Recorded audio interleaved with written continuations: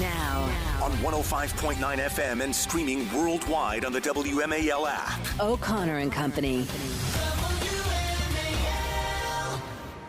It's 8:06. It's O'Connor and Company. Coming up in 30 minutes, we got Bret Baier from Fox News Channel. It's not just a Friday, Patrice Onwuka. It's Friday. Sure it is. It's yayier more than most Fridays. Well, because it's festive. It is. It's the festive Friday right Yes. before Thanksgiving, and that's exciting. And in 10 minutes, we're going to talk to Julie Donaldson about a big game for the Commanders this Sunday against the Giants. And yeah, it's Christmas. In fact, let's get right into it. Darn it! I mean, I've been waiting. I've been waiting since midsummer for this. You can attest to the fact that at any given day throughout the entire calendar year, Patrice, I break out into Christmas songs. Don't You I? do actually, and then you it's infectious because we all start humming.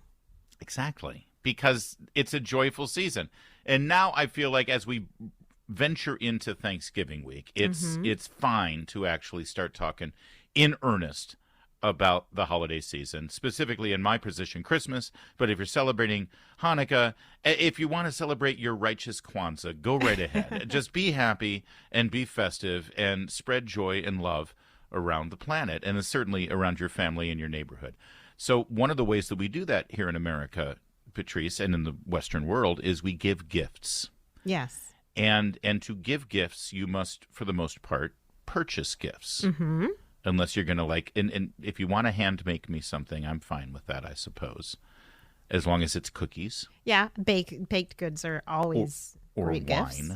Something I can consume that won't collect dust. Omaha steaks. But for the Omaha steaks is always a good option, or wine from the wine outlets. But let's be real. For the most part, Christmas gift giving means going to the store and buying things, and stores are relying on that. Yes. Retail outlets, especially here in America, that's why they call Black Friday Black Friday. It's not race based. No, it's not. It's because this is the day when companies' retail outlets finally go into the black. Yeah, up to a third of their annual revenue is during the season. So we've got some initial forecasts from some of the major retailers here in the country. This third Christmas under Joe Biden. Is that right? Actually, this is the third 21, Christmas 22, under Joe 23, Biden. Yes. And Patrice, what does it look like right now for our major retail outlets and manufacturers of Christmas gifts? Well, financially, I think a lot of retailers are expecting a slower Christmas holiday shopping season. Not surprisingly, inflation is weighing on household budgets. High interest rates mean that you're paying higher. You're not able to. Your mortgages might be a little bit higher, and frankly, student loan payments have resumed for many folks. So you got to spend more money on eggs and milk. Yeah, so absolutely. You don't have a whole lot of money left for a Barbie doll. And all of the pandemic savings that people had accumulated is largely spent down. Credit card debt is exceeded another milestone of over $1.34 trillion. So the American household budget is really squeezed. Yeah, Target is already forecasting that they expect a down holiday season, as is Hasbro and Mattel and other toy manufacturers like Larian. And I don't know who Larian is, but they make toys apparently. Sales, according to Euromonitor, which tracks these things across the Atlantic, action figure sales are down. Well, of course, nobody's buying action figures because all the Marvel comic book characters have gone woke or died in the movies. Right? Yeah, They exactly. killed them off. Marvel is struggling with that issue right now. Yeah, and it is funny, though, when you look at the expected top-selling toys. Barbie, Transformers, and Hot Wheels. Things we both played with as kids. Patrice, we could be doing this report from 1984 right now and telling you the exact same thing. Barbie, Hot Wheels, and Transformers. So the old standbys are always going to be your best bets. I went to a swap meet sort of collectibles show with my son in Southern California the other day, and I saw Beanie Babies. Really? And little old Game Boys, and like the really arcane ones, like the old ones, like and first, second generation. Toys that I had, lunch boxes. that were all going for like 80, 90, 100 Beanie Babies for a couple $100. It's like, I had that. I owned that once in my life. If you remember the little handheld computer pets that you press these buttons and it was like that's how you would take care of your pets. What were those things called? Like Furbers or something? Or... Well, they were like the Tamagotchi. I think that's what they were called. Oh, yeah. You're right. Tamagotchis, yeah. I think there's just a nostalgia for the old things, old TV shows, 90s music, 90s sitcoms, 90s comedy, 90s toys. You know why there's nostalgia for that? Because that was a time when you would go to get your Christmas decorations at Target and you wouldn't get lectured to about woke politics. Yeah. And I know I'm going to sound like a cranky old man right now, but Target has done it again. They've rolled out what they're calling inclusive Christmas decorations, including, I'm not making this up, a nutcracker, just like, the Tchaikovsky right? Yes. The Nutcracker is carrying a transgender pride flag. I wish you were making this up. A Nutcracker. Patrice, a Nutcracker. The FCC, sadly, is standing in the way of me making a really funny joke right now about bottom surgery for men. Oh, boy. Yeah, Target. I mean, next to, on the probably the shelf above it, we have a picture of, get this, folks, a Black Santa. Not really that controversial anymore. No, a Black Santa's fine. In a wheelchair. Yeah, Black Santa in a wheelchair. Larry solved this. How does Santa get down the chimney if he's in a wheelchair and without waking the house up? Well, how do you do it? The suggestion is that children who are disabled don't feel included in Christmas because Santa is able-bodied and walks around. Okay, so first of all, Santa, forgive me, much of what we believe about Santa right now is kind of legend. It's been created. There was a real St. Nicholas, and he has a fantastic story. And the spirit of what St. Nicholas brings to Christmas is wonderful and important. Yes. But whether Santa is in a wheelchair or not should make no difference to a child who is experiencing the love and joy of and gratitude involved with charity and giving. To feel like, oh, this isn't a holiday for me because the main figure, Santa Claus, although the main figure is Jesus Christ, but we'll set that aside. The main figure doesn't have my skin color and doesn't have the same physical limitations that I have. Therefore, I'm not included in this holiday. What is wrong with you? What is wrong with your parents for allowing you to believe that? I mean, listen, these things, I said it earlier, I guarantee you they're going to be on the shelf. All of these inclusive items will be on the shelf come December 23rd when Target is trying to clear out all of this stuff. Oh, yeah. And the regular traditional stuff will be gone. We're tired of the political statements on the shelves.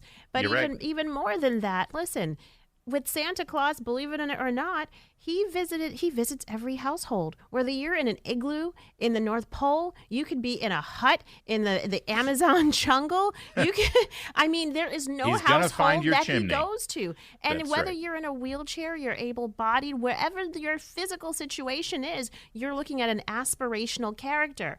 That's why G.I. Joe and action figures are so popular. Not because we understand that in war, people.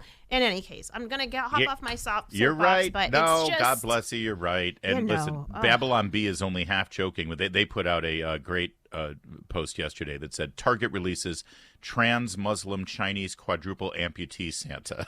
That's probably next year. I'm going to follow your advice. On the 26th day of December, I am going to Target and I'm going to buy one of each of all of these things on sale on a drastic discount as a joke.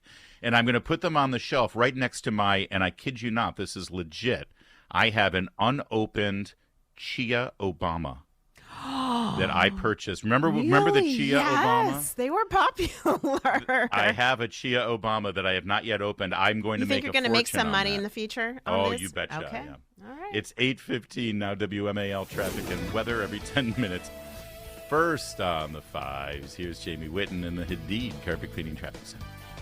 WMAL. Making sense of the news. Live From the Home Paramount Pest Control Studios. Home Paramount, the leader in pest control since 1939. Mark Levin, weeknights from 6 till 9. On News Talk 105.9 WMAL. Making sense of the news. And as the Commanders take the field around 1 p.m. this Sunday, they'll be facing a game that if they want to keep their playoff hopes alive, and they do still have playoff hopes, they got to win this game. And they should win this game. They're at home against the New York Giants, who have looked just absolutely awful, except for, well, that victory against the Commanders up in New York.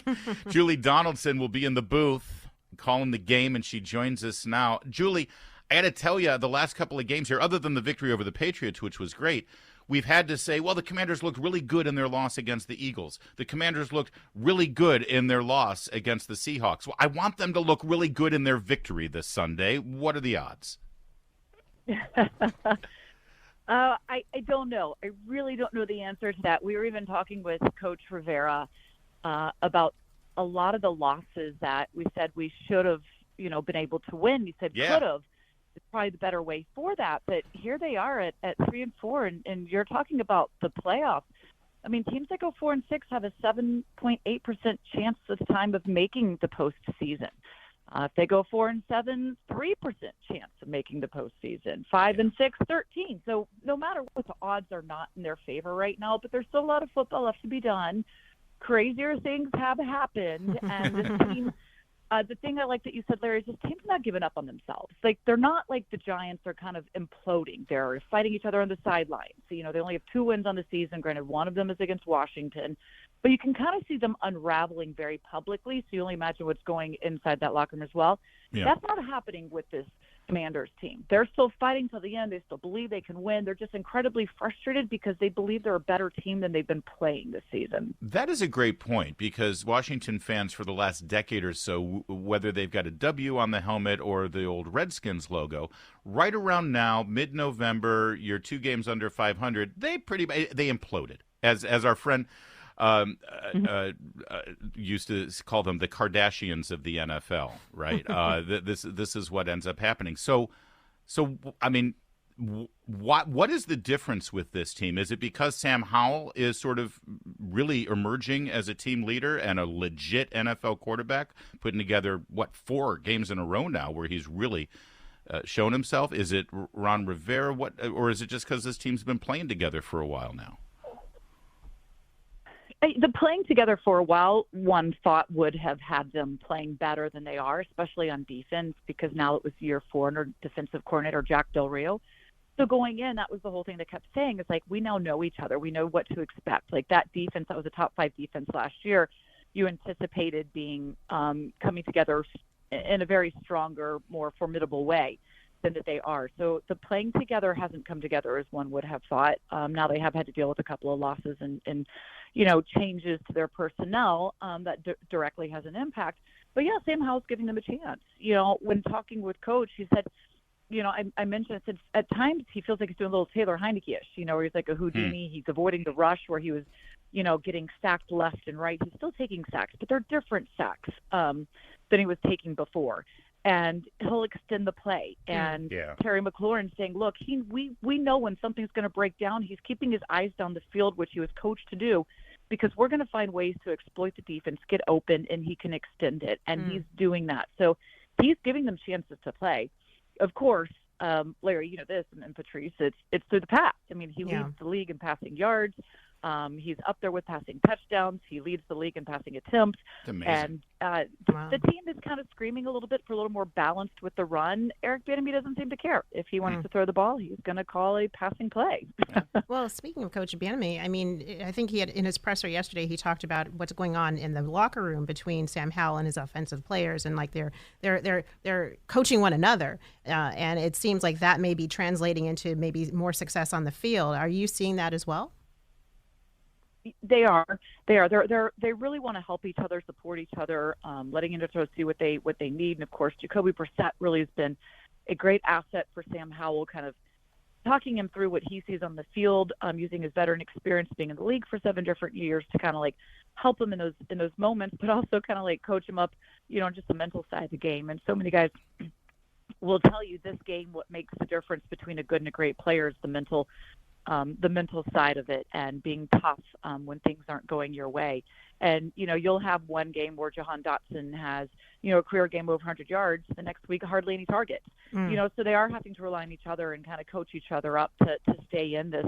But, yeah, you're still seeing them playing together, coming together, having each other's back. And that's encouraging. You just want the results for it. Yeah. All right, Julie. Well, this would be great to get in a victory, and they're heavily favored right now.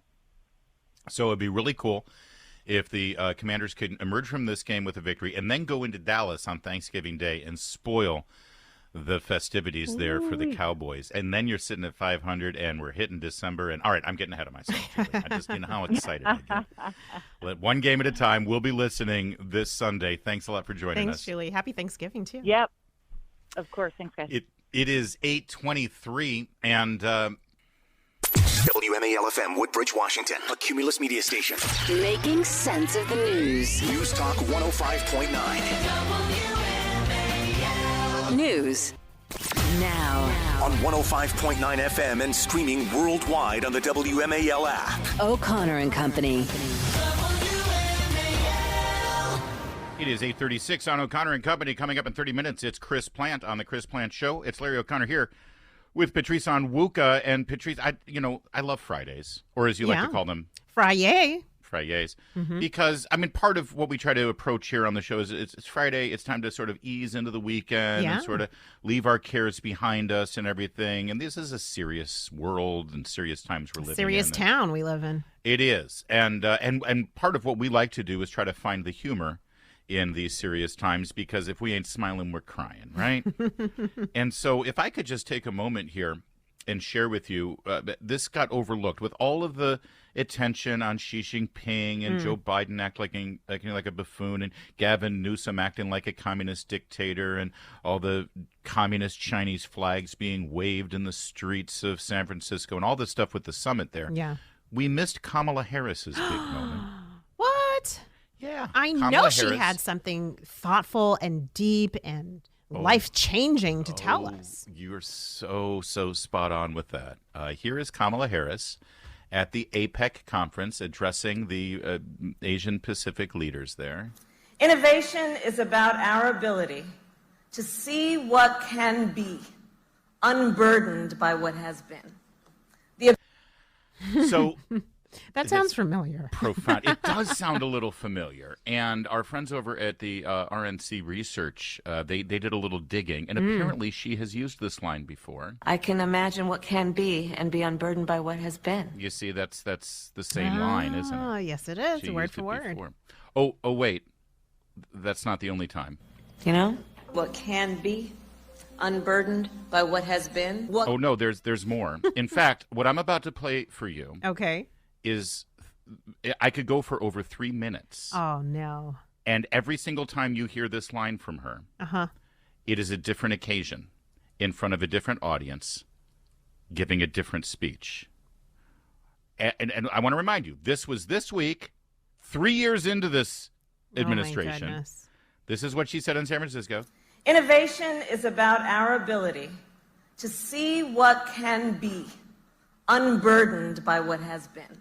So here's the rest of it. I kid you not. Every single one of these is a unique audio clip from a different appearance. Can be, unburdened by what has been. What can be, unburdened by what has been. What can be, unburdened by what has been. What we can see, what we believe can be, unburdened by what has been. What can be, unburdened by what has been. What can be, unburdened by what has been. What can be, unburdened by what has been. Now, Who we can be, unburdened. I'm going to let her keep going because, like I said, it's over 3 minutes worth. Oh, my and gosh.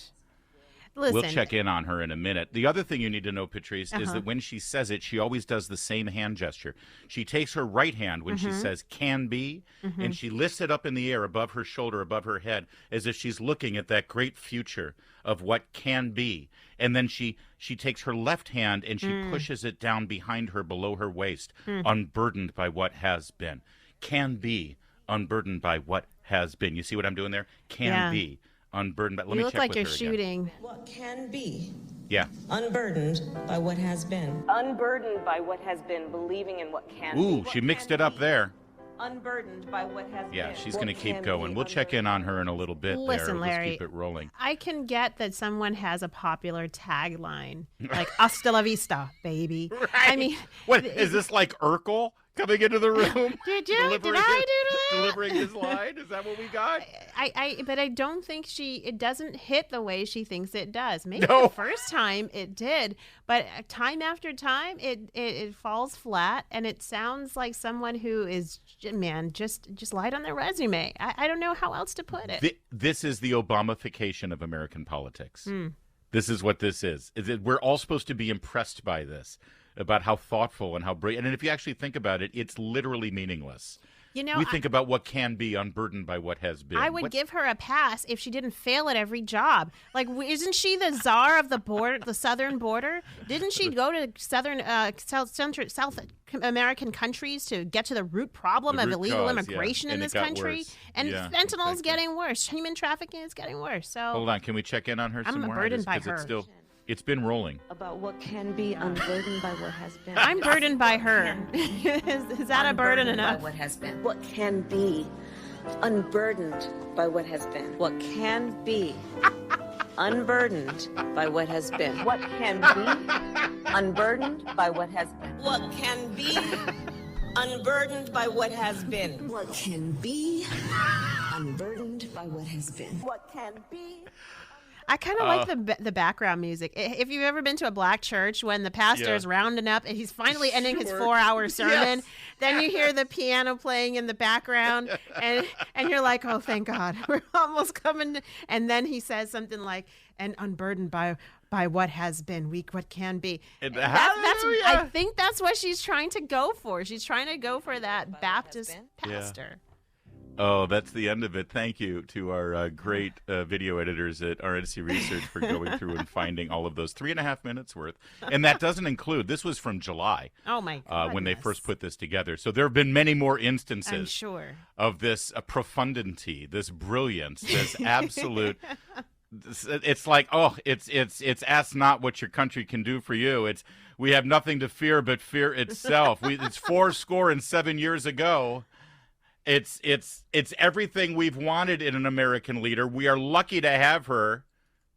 Innovation is about our ability to see what can be unburdened by what has been. As the move to impeach Joe Biden continues and grows, I have to say, it may be, when historians look at the Biden administration, it may be said that Joe Biden's single most brilliant move was picking this moron as the vice president. Because it is the greatest insurance policy from Joe Biden being removed from office. Wow. All right, moms, dads, grandmas, grandpas, aunts, and uncles, and godparents. It's time for a quick discussion of some quality products you can get the kids in your life this holiday season. There's a new children's book out now. It's a graphic novel, and Lord knows there are some problematic graphic novels that are being pushed on our kids right now that we talk about on a regular basis. This ain't one of them. It's called Duel Across Time. It's about American history, and it's by our pal Bret Baier. Look at you, Bret Baier, getting into the graphic novel children's book arena. Yeah, good morning. It's a new venue for me. I've always wanted to do kids' books basically off of this history stuff and, the presidential books. And that's really what has driven me to do this, is to try to get history back into young people's minds a little bit. So I did a lot of research, and these graphic novels are the thing if they're good. And we came up with this really great adventure about these middle school students who are tapped to go back in time and fight this villain, the history twister, who's trying to change moments in history, and they've got to make it right. And you get real nuggets of history in the middle of this adventure. And so far, so good. I had a lot of middle schoolers that told me it was a good deal. Awesome. Well, I see here the History Club, a graphic novel. Definitely. I have an 11-year-old, Bret, so I will be putting this under our Christmas tree. But just to shift gears a little bit to politics, President Biden's trip over to California to our West Coast to meet President Xi. Lots of interesting clips coming out of that, but I thought the most interesting is that President Biden called him a dictator, and then certainly that didn't go over well with Anthony Blinken. So what's your take on it, and what do you think the administration's next step is going to be? Well, listen, I think he's accurate when he answered that question. Yeah. But as far as coming after what they described as a great constructive meeting, the Chinese didn't take that too well. I think that it's tough to see the deliverables that we got, the U.S. got, out of all of this, military to military communication. Well, we got to clean San Francisco. Yeah, that's true. They should have an APEC summit every 2 months. But we also got a couple pandas coming this way, I think. Yeah. So That's right. That's good. But I do think that this is about China trying to get their economy back on track. Yeah. They're really hurting. And I think we have a lot of advantage. The question is whether the administration is taking advantage of it. Well, I want to pivot back to the book because, by the way, it looks like it's going to be a series. It's the History Club. This episode is called Duel Across Time. It reminds me of that animated series on PBS called Cyber Chase, which really focused on I remember science that. and math. And we raised our kids on them as we homeschooled them, and they were great. Our kids went on to get some pretty great STEM degrees in college. So it's important to get kids at a certain age. What is the age group that you're aiming for? You said these are middle school kids, but I mean, elementary school kids could certainly learn quite a bit of history through this, I would think, as well. Yeah, so roughly it's 7 to 14. Okay. That's kind of the sweet spot. But, yeah, I mean, listen, the animation is great. Marvin Sianapour is the illustrator. He did Beautiful a fantastic artwork. job.